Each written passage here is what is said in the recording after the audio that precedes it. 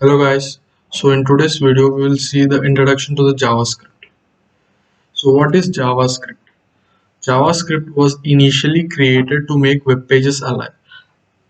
So the web pages did not include the JavaScript, they only included the HTML and CSS, so they were static, and the users which are using them were able to just see them, view and not able to interact with the web pages.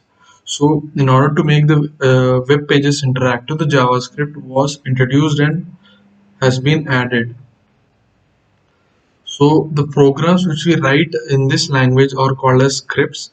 These scripts are written inside the HTML, or inside the HTML itself you can write this JavaScript and it will be loaded as the HTML and CSS are loaded, and it will be executed. The JavaScript will be executed as and when the HTML page is loaded. So using the script tag, the JavaScript can be added to the HTML, which we will be looking in the later videos. So initially the JavaScript was only uh, created to use in the browsers, but not recently, maybe 10-12 years ago, the Node.js was created, which is a JavaScript runtime environment outside the browser. So now the JavaScript can run in the browser, it could run outside of the browser using the Node.js. And so JavaScript is used in many use cases. There are many use cases of JavaScript nowadays. So what can JavaScript do in the browser? So before learning JavaScript, the syntax and those all things, let's see what can JavaScript do in the browser. Add new HTML to the page, change the existing content, modify the styles. So if there is any HTML page, you do something and the JavaScript based on that can add a new HTML to that page, and it could change the existing content and modify any styles by the user activity. For example, it could also react. So react to user actions, run on mouse clicks, pointer movements, key presses, like whichever you do with the keyboard, whichever action you do with the keyboard and a mouse, the JavaScript could react to that and react and do the alerts or some kind of those.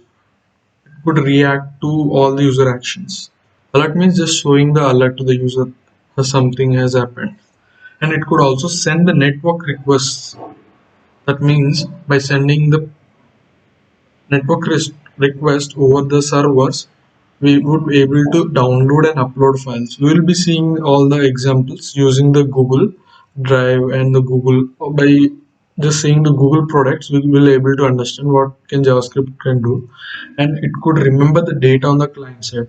So we all use Google for searching. So whenever you press something, it shows the all the searches, and in the future whenever you go search the same, it will suggest it will just show up that you have already searched this, but where it is actually stored, do you think it is stored in the server? No, it is not stored in the server, it is stored in the local storage with the help of JavaScript. So we will let's see the demo of that. So this is the Google. Now let's see the demo of that. So all these are my searches. So if you go to the application, you could see local storage, and this is the google.com, and you could see that all these WhatsApp app, Google, all these are stored in the browser itself, and using the JavaScript we were able to get it from the local storage and display over here. And what more, and we saw that it could make the network request. For suppose we could upload files onto the server. This is all using JavaScript only. JavaScript just makes a network request. So we could also download the files So this is also a kind of network request. So this is all done with the JavaScript. And I had made this button. We said that the JavaScript will be able to react to the user movements, right? So when I click on this button, so it just pops up that you clicked me. So on click, so you clicked me. So on clicking the button, it is reacting. With the help of JavaScript, we are able to react. So this is all about the what JavaScript could do.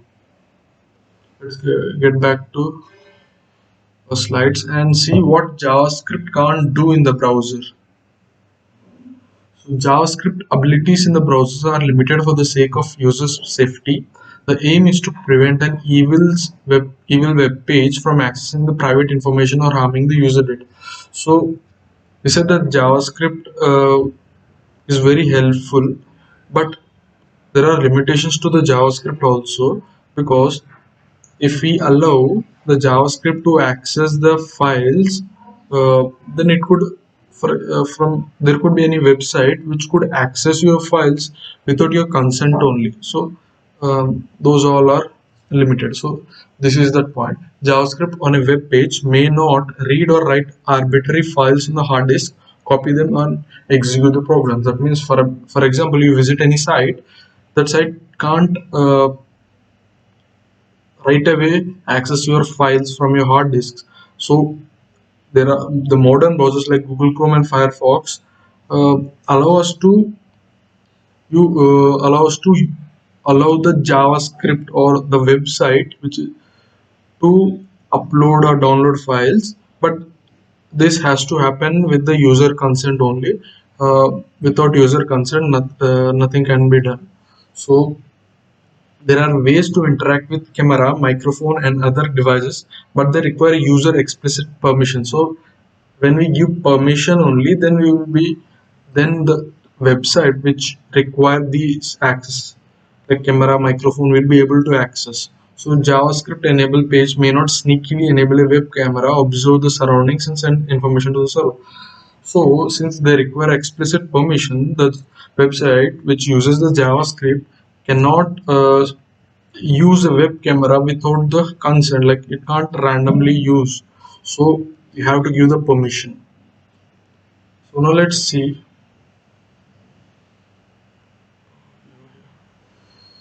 I will take the example of Google Meet and Google Meet. Let's remove this one.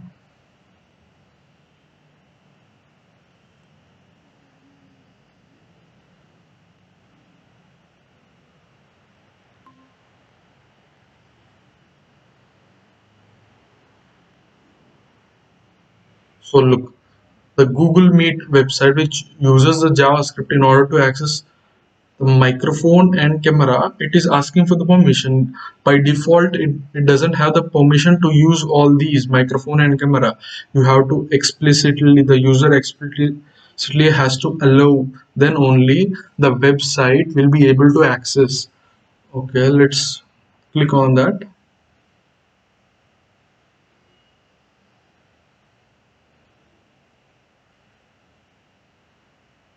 So this is how the website which uses the JavaScript will get the permissions when you allow only.